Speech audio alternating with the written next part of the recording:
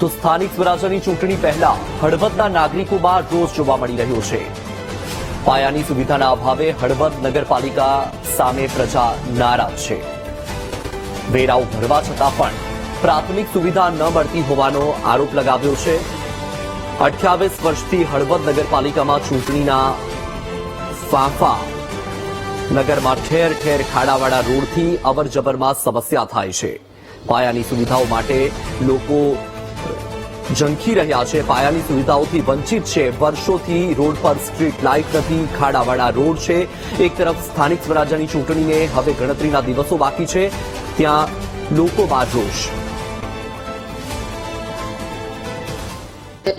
ચૂંટણી સમયે જ નેતાઓ બહાર આવતા હોય છે, પછી ચૂંટણી પૂરી થઈ ગયા પછી નેતાઓ પોતપોતાના કામમાં વ્યસ્ત થઈ જતા હોય છે અને હળવદ નગરપાલિકાને જે કામો કરવા જોઈએ તે કામો થતા નથી।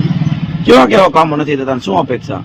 હળવદ નગરપાલિકામાં હળવદની જનતાની અપેક્ષાઓ ઘણી બધી છે, જેવા કે રોડ રસ્તાના કામકાજ છે, સ્ટ્રીટ લાઇટો બંધ હોય છે, પાણીના પ્રશ્નો હોય છે અને તેમજ હળવદ સામસર તળાવ પાસે જે રિવરફ્રન્ટ બનાવવામાં આવેલો હતો તે કે જોવા નથી મળી રહ્યો। રિવરફ્રન્ટ આખો ગાયબ થઈ ગયો છે।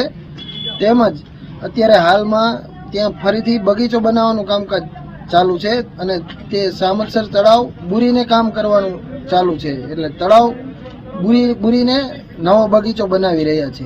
સમસ્યા જોઈએ તો ઘણા બધા વર્ષોથી આ પેટલું નાળું કહેવાતું અને નીચાણવાળો વિસ્તાર છે। ચોમાસાની અંદર જ્યારે વરસાદ આવે ત્યારે એક દિવસ વરસાદ આવે અને 8 દિવસ સુધી પાણી સુકાતું નથી અને 4 વ્હીલ નીકળે એટલે સમજવાનું બધી દુકાનમાં પાણી કરી જાય। આ એક મોટો જળહળતો પ્રશ્ન છે। તમામ વેપારીઓ જે ઉભા બધાની દુકાનમાં પાણી કરવાનો પ્રશ્ન છે અને જો મીટરની પડી હોય તો કદાચ ધ્યાન દોરાણું નથી અને કદાચ નીકળતા હશે તો ધ્યાન નથી, પણ પ્રશ્ન સોલ્વ થયો નથી।